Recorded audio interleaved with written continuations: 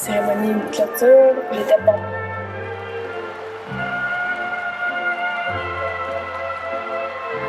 Je regardais le stade, puis j'étais bien, j'étais fière de où est-ce que j'étais. J'étais l'équipe de ta première finale olympique.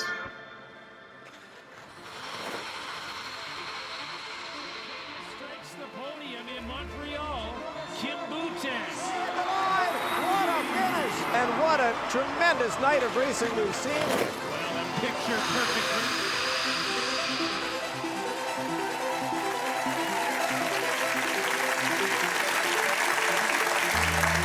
Kim Boutin, t'es patineuse de vitesse sur courte piste et tu nous reviens avec 3 médailles autour du cou. C'est toi l'athlète canadienne la plus médaillée des Jeux.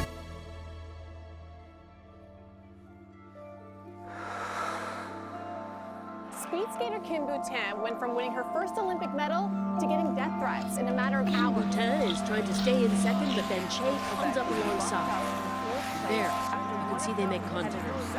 Then a review, and the judges disqualify the South Korean. That bumps Boutin into bronze position. Afterwards, some angry South Korean fans turn on Kim Boutin on social media.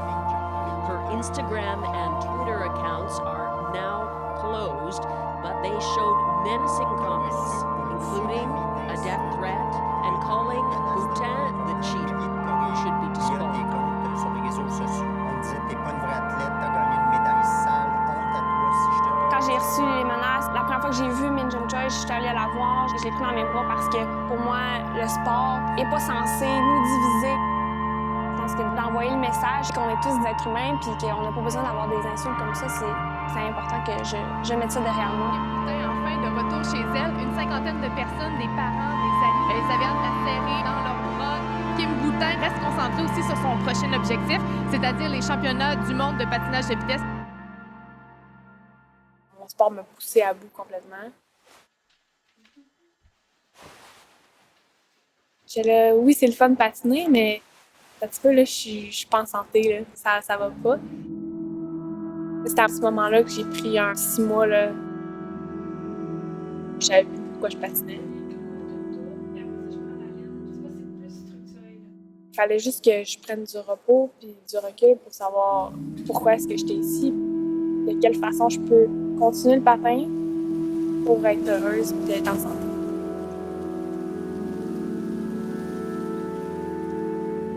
Mon équilibre change d'année en année. Besoin souvent d'être à 100% dans quelque chose pour accomplir, puis ne pas culpabiliser parce que j'ai pas tout fait pour atteindre mes objectifs.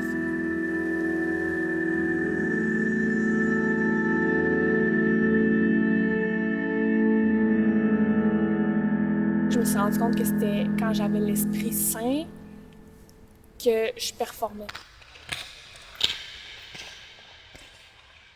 La qualité la plus importante qu'un athlète devrait avoir, pour moi, ça serait d'être ancré.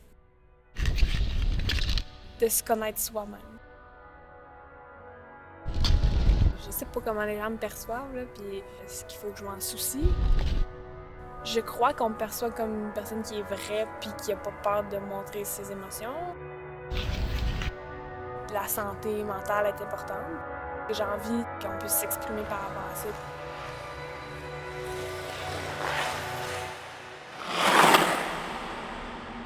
Après les Jeux, j'ai eu mal parce que je me souviens pas grand-chose. Je me suis coupée. Mais je me suis dit que si jamais j'avais à revivre des Jeux, j'allais les vivre les yeux ouverts.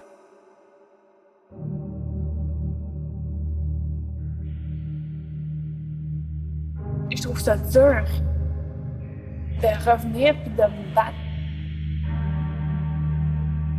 pour continuer à être au top.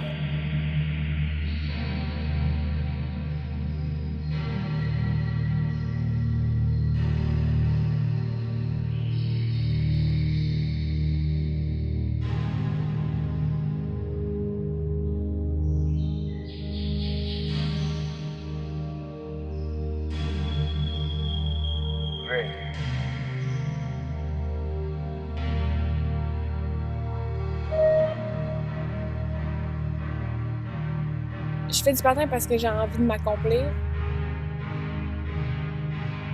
je fais du patin parce que j'ai grandi à travers ça. Je sais pas ce que j'aurais fait s'il n'y avait pas eu le patin.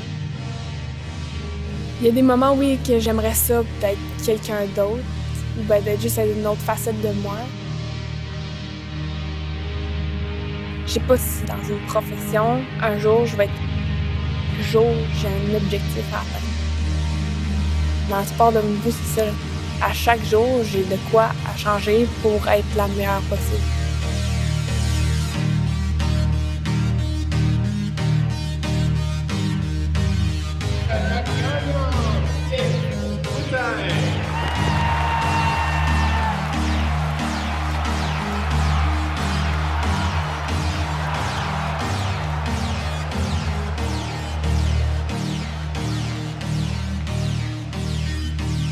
J'adore me dépasser. J'adore gagner. À chaque année, mon but, c'est de découvrir des facettes de moi. Je deviens une athlète, une femme. Chaque année est différente.